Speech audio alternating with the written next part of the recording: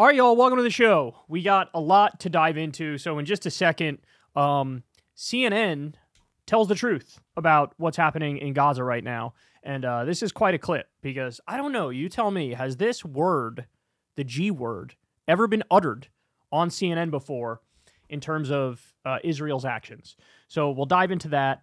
I have more evidence for you of Trump just going mask off, full fascist.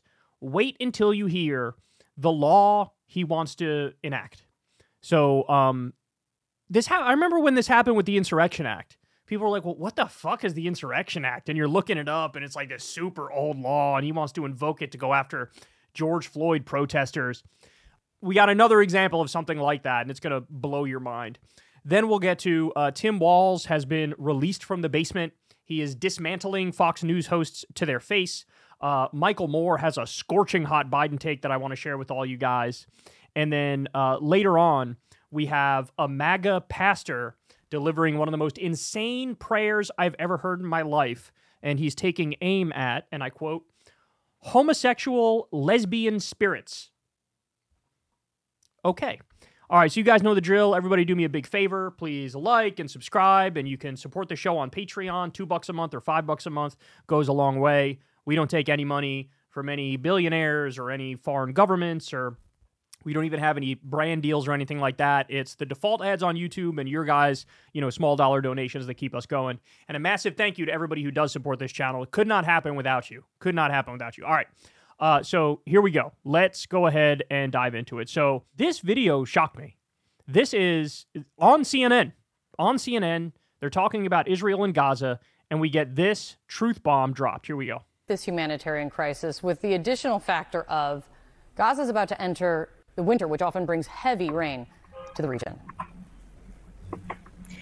Kate, in all honesty, a humanitarian crisis is what you deal with when you have a hurricane, what you deal with when you have an earthquake. You have an insult and a humanitarian response. This is my career. This is what I do for a living. Every single person who does this for a living will tell you the same thing. This is different. This is not a humanitarian crisis. Kate, and I'm going to say it very clearly for your viewers to hear, this is genocide.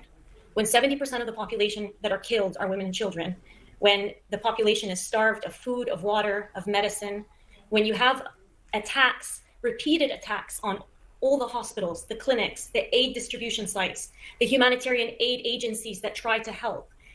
More UN workers have been killed in Gaza than in UN's history. When you have over 900 families that have been exterminated, that have been taken off of the civil registry, killed. When you have over 17,000 children that have lost one or both parents.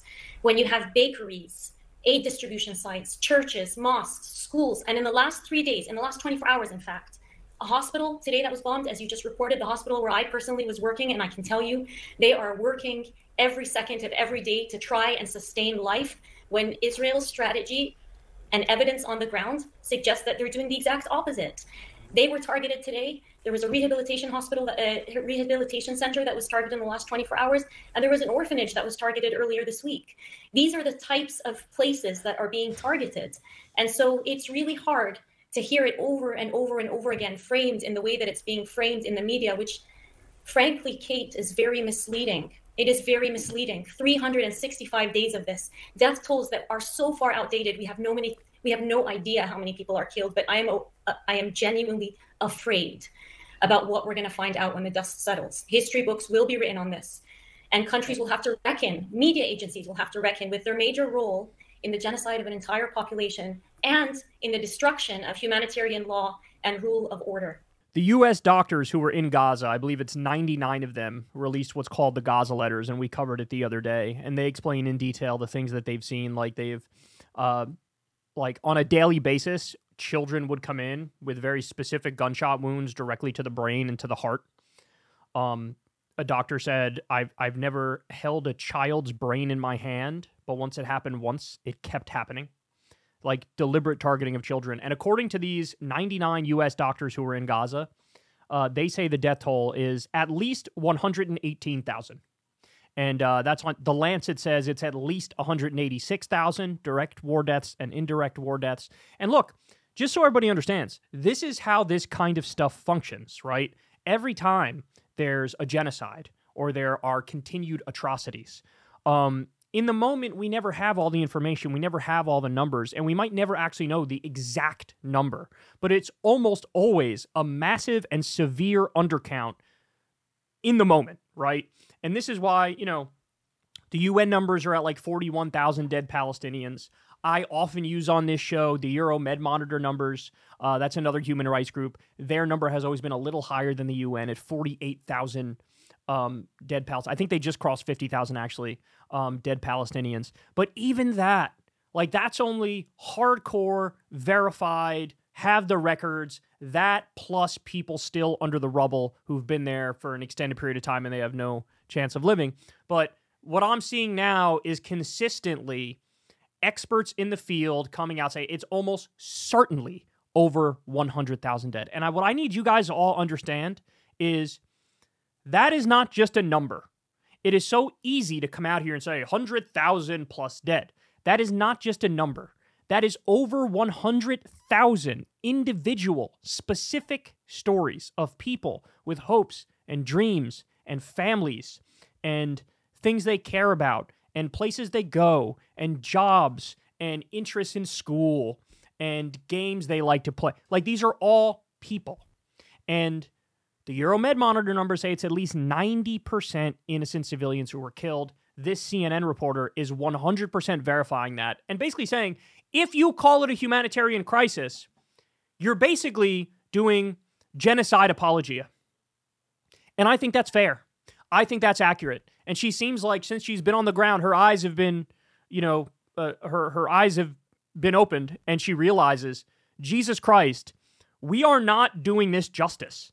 We are not doing this justice. And at her point about the history books, it's kind of crazy because if you pay close attention now, they're already giving you everything. Like the number of outright genocidal Nazi-like statements from top Israeli government officials, that already is an endless list that could fill an entire book of shit they say, right? Mix that with what they're actually doing, and she lays out all of it right there perfectly. Bombing schools, bombing hospitals, bombing UN buildings, bombing civilian infrastructure, bombing power plants, not allowing in the food, the fuel, the water, the electricity. Here's a game you should play. Ready? I want you to come up with, in your own mind, make up some depraved kind of attack, and then check whether or not Israel's done it. Because like 9 times out of 10, Israel will have done the thing you just made up in your mind, which is the most depraved kind of shit you could ever think of, right? How about having concentration camps and anally graping innocent civilians who are kept there to death? Oh, would you look at that? Israel's done it.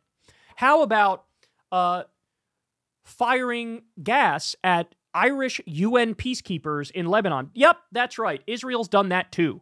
How about bombing not only a hospital, but after the hospital was bombed, they set up tents outside of the hospital to act as the new hospital, and then those tents get bombed too. Oh, that's right. That literally just happened the other day. I'm telling you, you are not creative enough to come up with something that Israel hasn't already fucking done. And the fact that we're also passive and nonchalant and blasé, like this is going on, and it's just like, yeah, I guess that's what's happening. For the first, like, maybe 4 months, 5 months, every move, people kept their eyes on it, right? And I even noticed it on this channel. First 4 or 5 months, every time I'd report on it, boom, a lot of eyeballs. After a while, people just like, they sort of bake into their mental process. Yeah, Israel's barbaric. They do fucked up shit, and Palestinians have been victimized endlessly. And it's just like, I kind of got it. I don't need to know the specifics. But you do need to know the specifics. Because again, every single one of these things is going to be written down, accounted for in a history book, and it will be, it will be like we lived through Nazi Germany. There was an ad that was released recently where it was like, the year's 2040, and it's a museum about the Gaza genocide. And it's like, what were you doing during the genocide, Grandpa? Like, that's in the ad.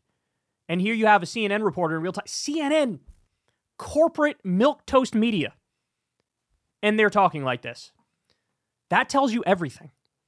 So, sure, these flimsy justifications might technically work in the sense that the U.S. regurgitates them and everybody just keeps moving on business as usual. But historically, it's not going to work. Everybody's going to know, oh, Israel was starting all the shit. Israel was bombing the top Hamas peace negotiator from the political wing in Tehran. Everybody's going to know they assassinated top Hezbollah officials in Beirut. Everybody's going to know Israel launched the first strikes.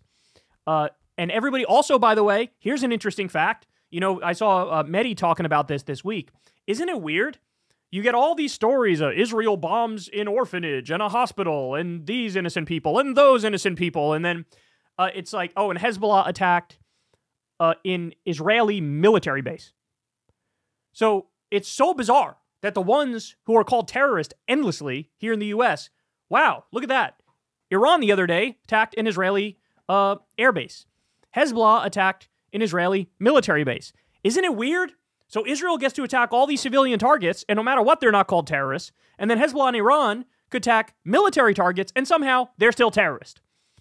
The propaganda is not going to work. People have eyes. People can see what's going on, man. And it's the fact it's gone this far, there's a special place in hell for everybody who helped facilitate this and participate in this, right? There is a special place. Joe Biden's hands will never be clean of the blood that are on them right now. Netanyahu, same thing. Ben-Gvir and Smotrich, same thing. These people are war criminals. They're absolute war criminals.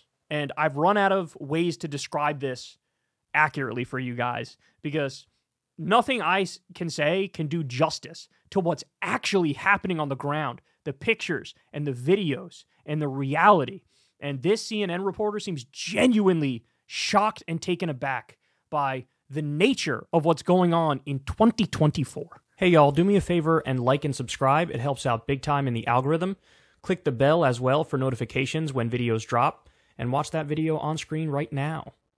You know you want to.